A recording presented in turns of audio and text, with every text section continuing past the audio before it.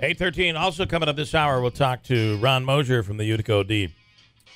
Check out today's Utica OD, the sports page in Observer Dispatch, is a special tribute, put together full page and a very heart-wrenching story from Ron Mosier, who knew Will Smith really well. We'll talk to Ron coming up later on in the hour.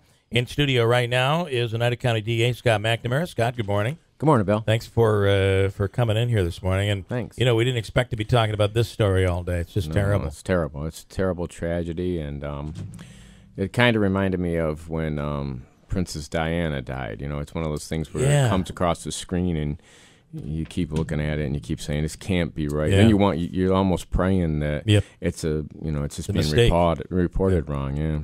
34 years old. And, you know, so there's this, and I just wanted to bring this and get you to respond, because it's not often you get to respond on a case that you're not involved in. Yes. Which lifts the pressure just a little bit. But, you know, it's something I'm assuming you can relate to. And that is, right now, this district attorney's office down there is dealing with, the media's all over this, national media all over it. And you have this really twisted story of the shooter's father had been killed 10 years before in a shooting, and Will Smith was having dinner with one of the police officers involved that night. And reporters are all saying, well, this can't just be a coincidence. They're drawing the connections, and they're adding a little bit on top of it. I'm assuming your answer to that is be very cautious here. Yes, you know me too well.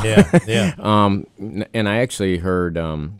I don't know who it was in the police department down there was already saying there is no connection. No connection. Yeah. And I know sometimes people are suspicious when you have a coincidence and when the police are denying it. But generally speaking, if there was a connection, the police are usually want to get that out there. Yeah. So there'd be no reason. I don't think there would. If there was a connection, it wouldn't be shed any bad light on police. I couldn't imagine. At this point, it'd be like, yeah, let's get that out there. Right. No, you would think. And, it's sad.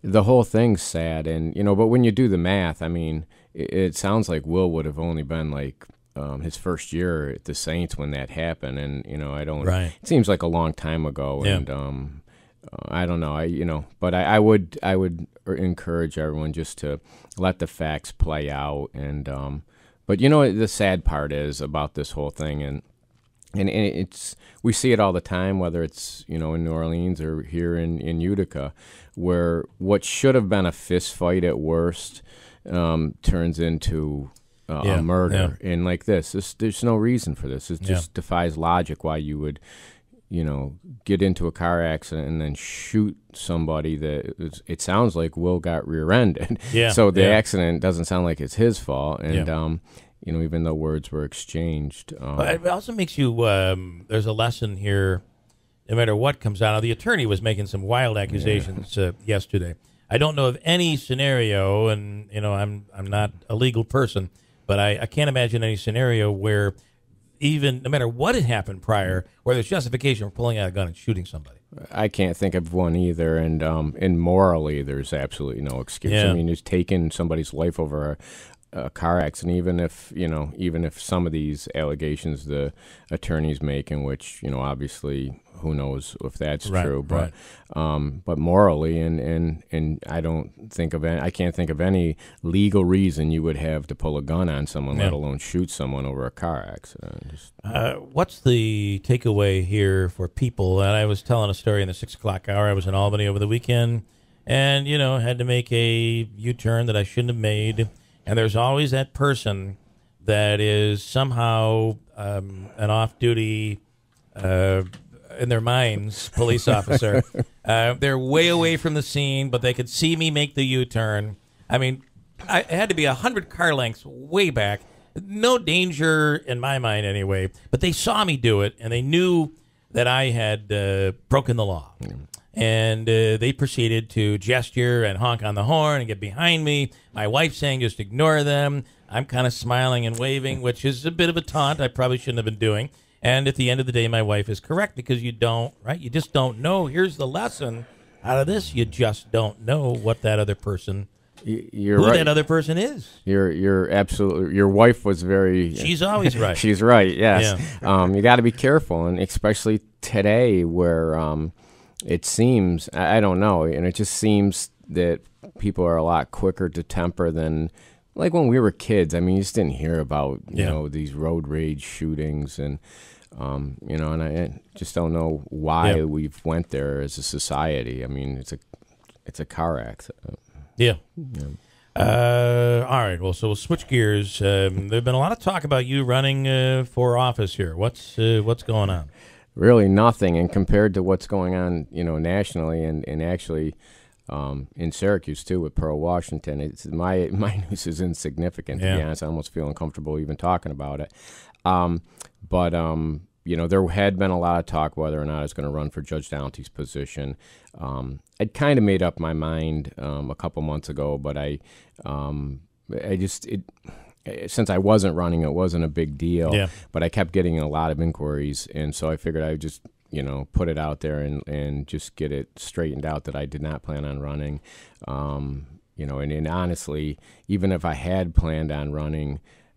I don't know if I could have this year, to be honest with you. With you have a lot on your plate here, and in a way, this works out because I'm involved in a lot of things that I didn't really want to have to give up. So I'm fortunate that there's two candidates out there that are both highly qualified to hold the position. Yeah. So I think a lot of people don't know some of those other positions that you hold. Some of the boards on which you sit. So if you could just tell people. Sure. The president-elect of the New York State District Attorneys Association.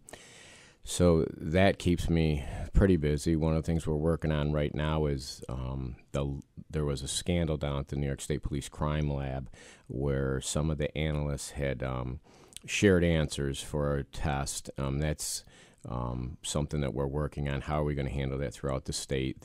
Many of these analysts have been retained by the state police because they could not fire them because of union reasons.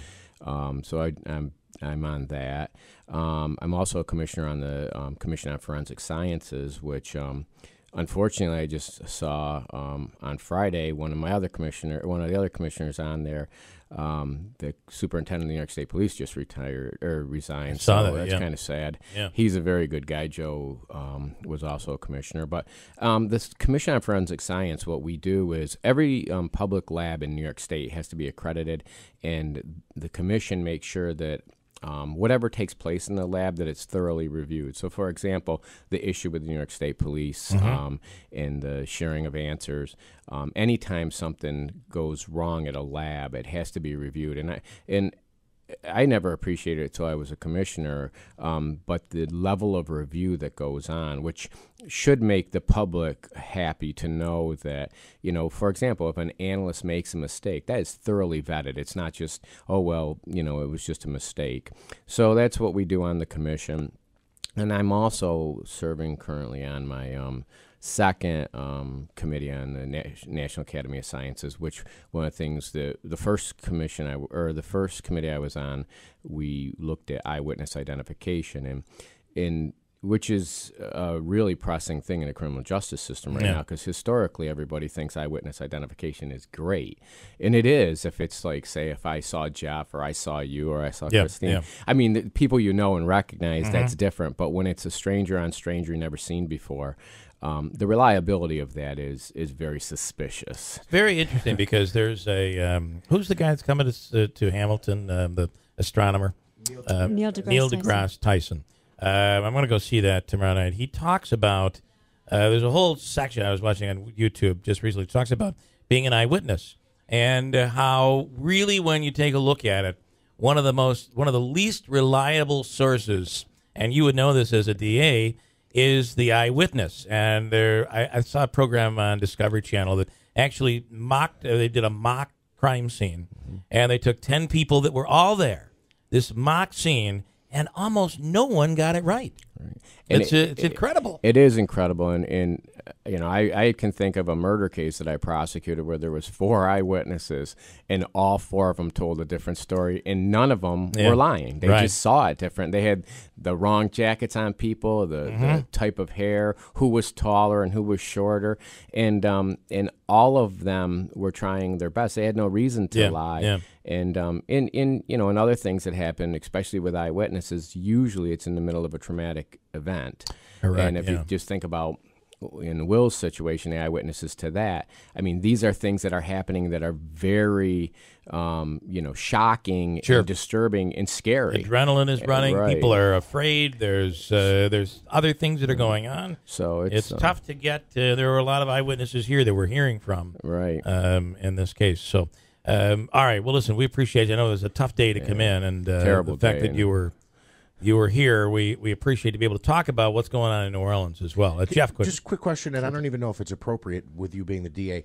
Rob still works for you, Rob Bauer. Yes. And, of course, Mike was former DA, and you worked with Mike. Will you be endorsing? Can you endorse one? No, I cannot endorse. Ethically, the DA can never endorse anybody. So that takes that right out of the picture. No pressure. No pressure. But, no, I can't endorse anyone. And no matter who wins, they're obviously going to be a judge that I would have to appear in front of on a daily basis. Sure, right. Okay. All right. End of the day, it's a small town anyway. It takes that pressure off you completely. Yes, so. Which is it's a great rule. It's a good rule. All right. Again, thanks for the time. I really appreciate it. Thank you. DA Scott McNamara. Quick break, and we'll come right back with Ron Mosier. Ron, yes, he covered Will Smith over the years, but what you might not know is Ron became very good friends with Will Smith. And we'll speak with OD reporter Ron Mosier coming up next on WIBX.